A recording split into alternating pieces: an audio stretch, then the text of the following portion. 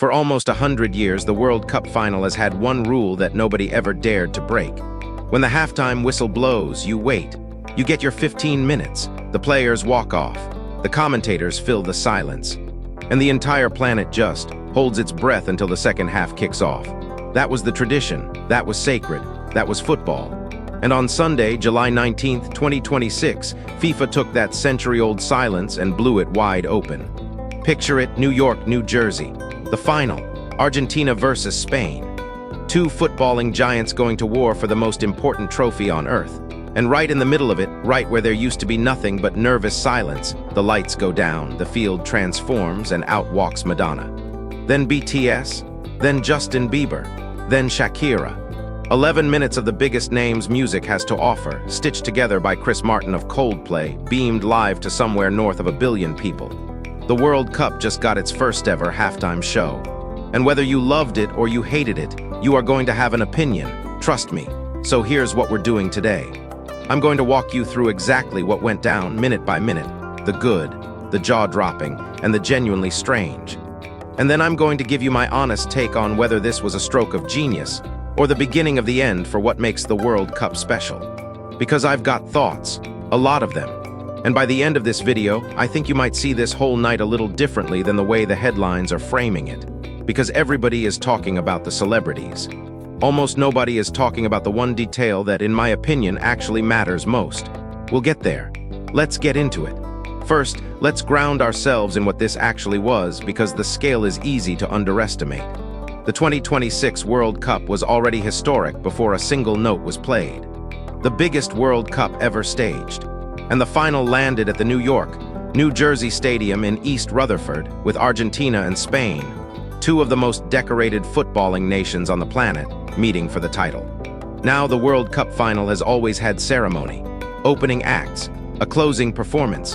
Shakira herself has been part of that world for years. She performed at this tournament's opening ceremony too. But a full-blown, Super Bowl-style halftime spectacle dropped right into the middle of the final itself. That had never, ever happened. Not once in the history of the tournament. And that's the phrase you're going to hear over and over.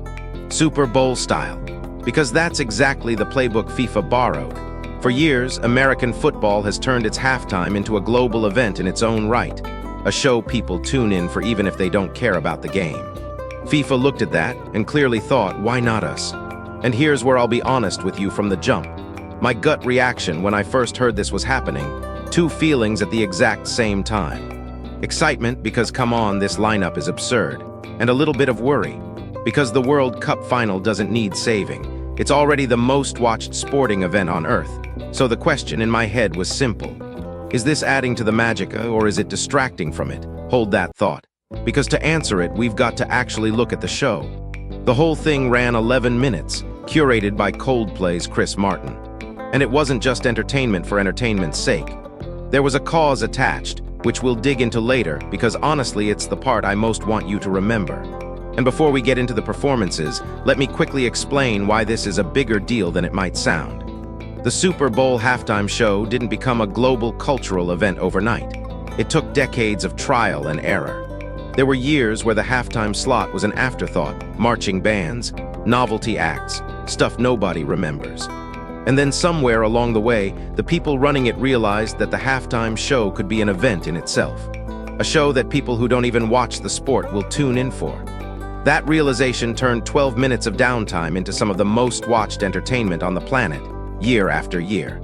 So when FIFA looks at that model and decides to import it into the World Cup final, the single most watched sporting event that exists, they're not just adding a concert. They're making a bet. A bet that they can create a brand new global entertainment moment from scratch in front of the biggest possible audience on the very first try. That is an enormous swing. Most first attempts at anything are clumsy. So the real question isn't just, was it good? It's, did they pull off something this ambitious on the first go? Keep that framing in your head as we walk through it, because I think it changes how generous or how harsh we should be. But first, the show itself. And it opened with a legend. The lights come up in bright, almost overwhelming color, and the first person the entire world sees is Madonna, 67 years old. A career that has literally shaped what a pop star even is. And she opens with music. Her hit from the year 2000, laced with elements of disco inferno and danceteria to get the stadium moving. Think about the symbolism there for a second. FIFA didn't open with the newest, trendiest name they could find. They opened with an icon, someone who represents the entire idea of the pop spectacle. It's a statement. We are playing in the big leagues now, and then it gets surreal. Because Madonna walks out onto the field and she's not alone. She's flanked by two Brazilian football legends, Ronaldinho and Ronaldo. Let that sink in. Two of the most magical players to ever touch a ball, escorting Madonna across a World Cup final pitch. That's a crossover of sport and music you genuinely could not have scripted 20 years ago. And just when you think you've seen the strangest thing you'll see all night, Madonna hands the microphone to the Muppets. Yes, the Muppets. The Electric Mayhem, the Muppet Band, take over and launch into Seven Nation Army by the White Stripes. And okay, if you know football, you know exactly why that song. Seven Nation Army is basically the unofficial anthem of stadiums everywhere.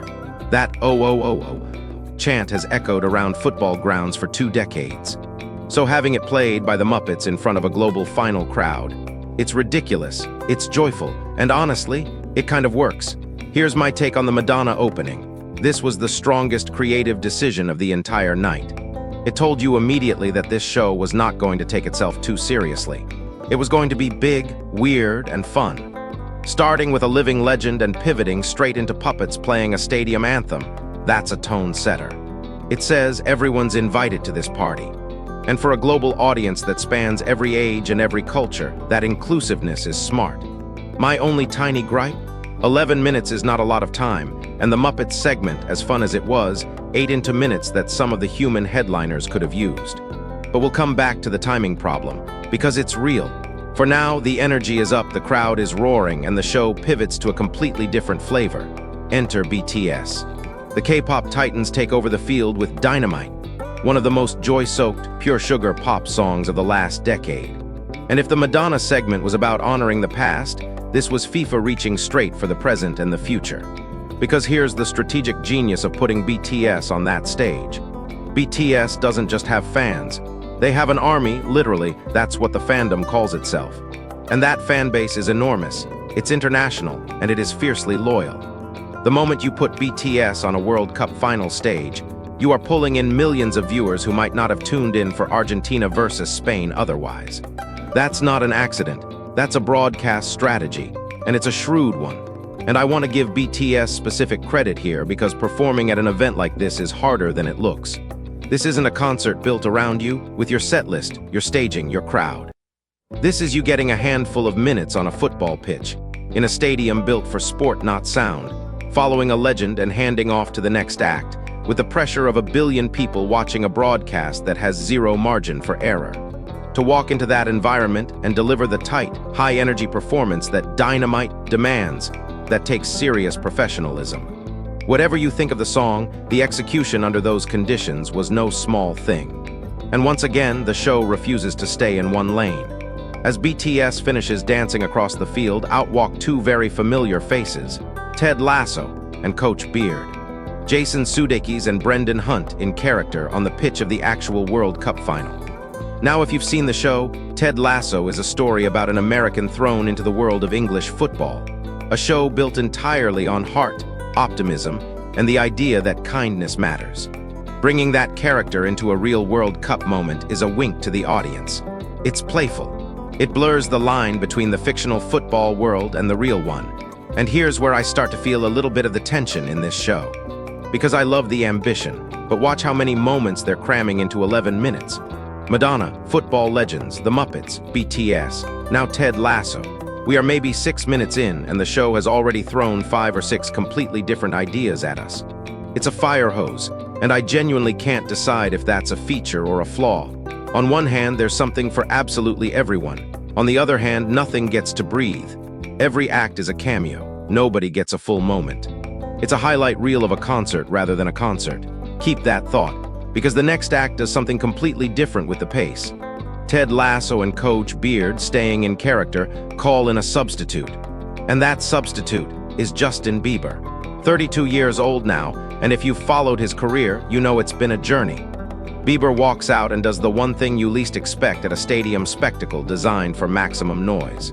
He goes quiet, He strips the entire show down to acoustics. Just him and a guitar playing Everything Hallelujah from his 2025 album, Swag II. And this is a genuinely bold programming choice. Think about it, you've got 1 billion people watching. You've got Madonna, K-pop, Muppets, football legends, pure sensory overload. And right in the middle you drop everything to a single voice and a single guitar. That's a risk. In a stadium that size, an acoustic moment can either be transcendent, or it can lose the room completely. Personally, I respect it enormously. In a show that was, up to this point, basically a sugar rush, Bieber's acoustic moment was the palate cleanser. It's the deep breath in the middle of the chaos. It gives the whole thing a shape, a rise, a pause, and then the climb back up. From a pure showcraft perspective, that quiet moment is what elevates this from a random string of performances into something that actually feels designed. Chris Martin, as the curator, deserves real credit for that pacing decision. Now, was it the best vocal performance of the night? That's for you and your ears to decide, and I'd genuinely love to hear it in the comments. But as a structural choice, smart, very smart. And there's a subtle bit of storytelling in how Bieber even got onto that stage that I don't want you to miss. Remember, it's Ted Lasso and Coach Beard who call in the substitute. In football, a substitution is a real, tactical moment.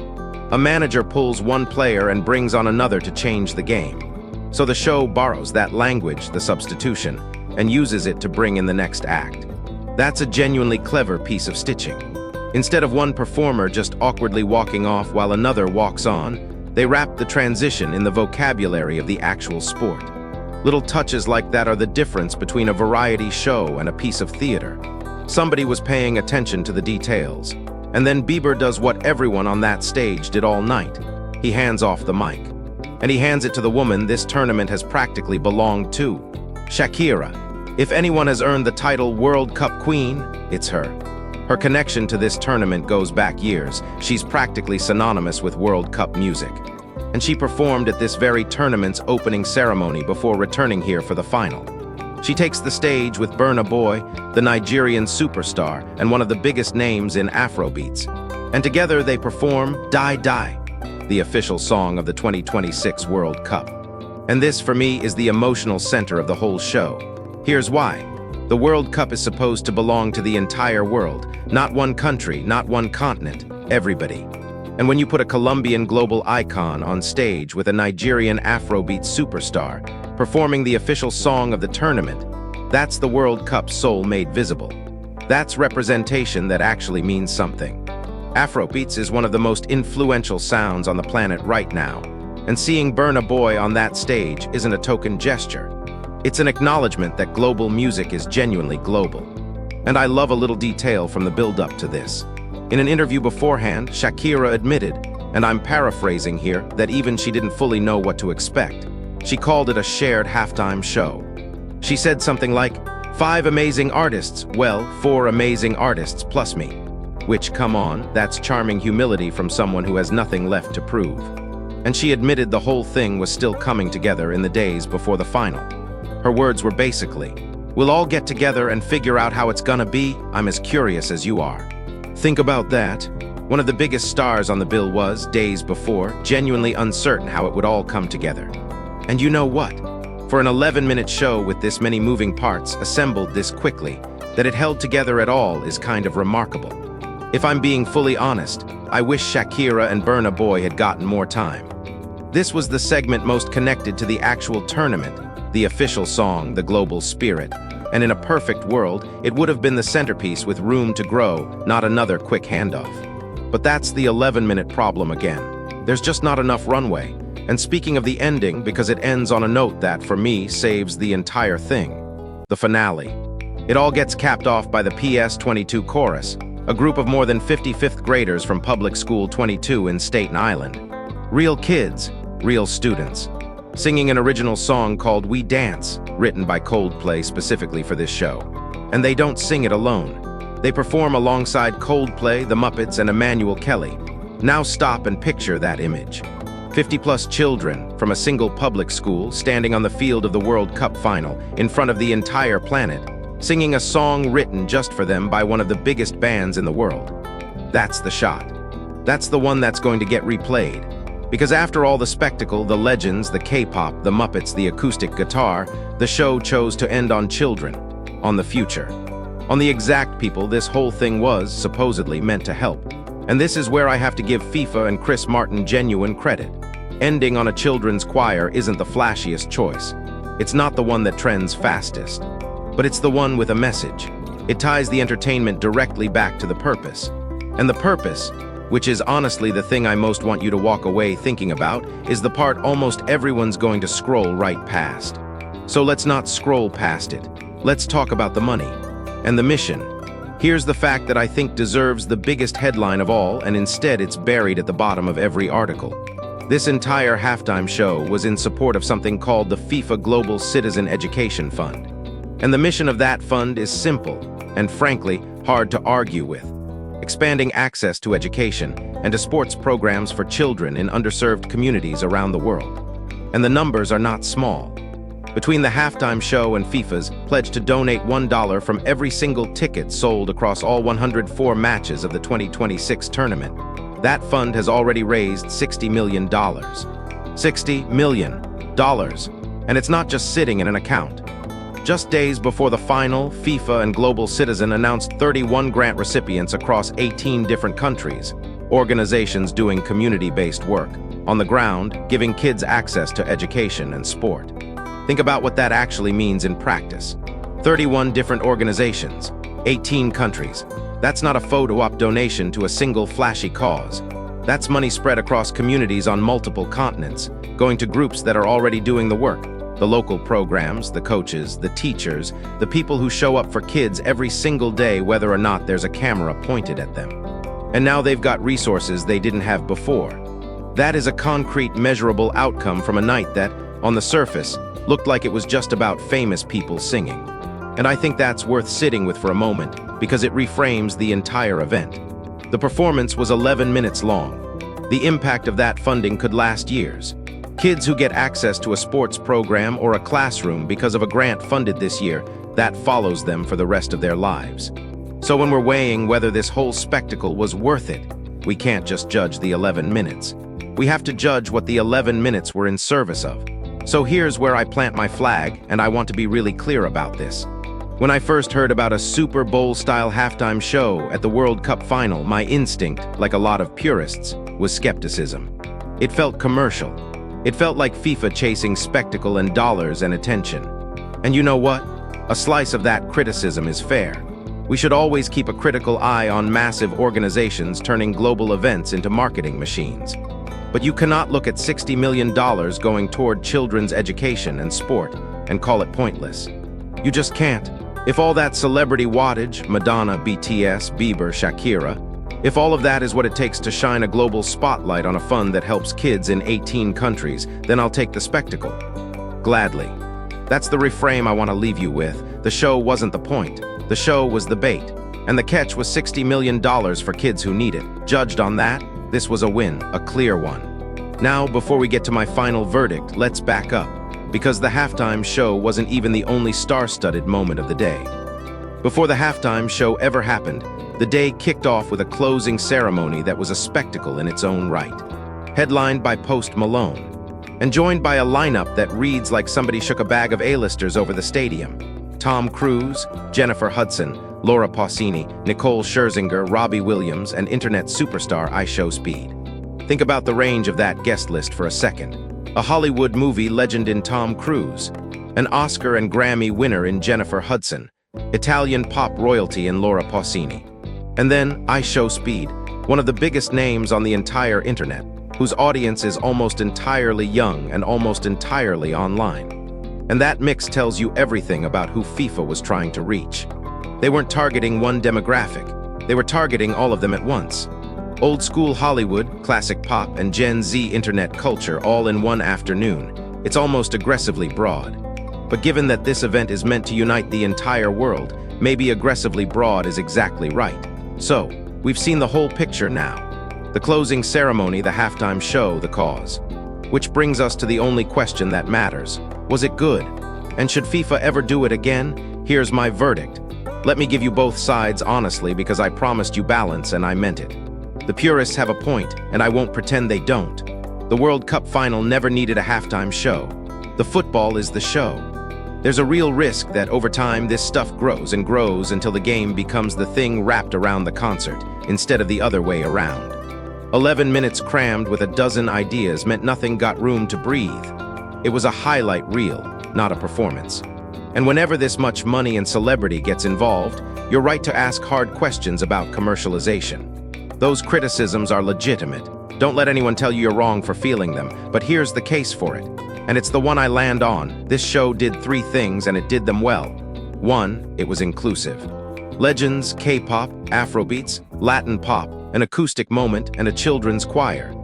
It genuinely tried to have something for every corner of the globe, and that ambition matters when your audience is the entire planet. 2, for all the chaos, it had a shape. The rise, the quiet Bieber moment, the emotional finale with the kids.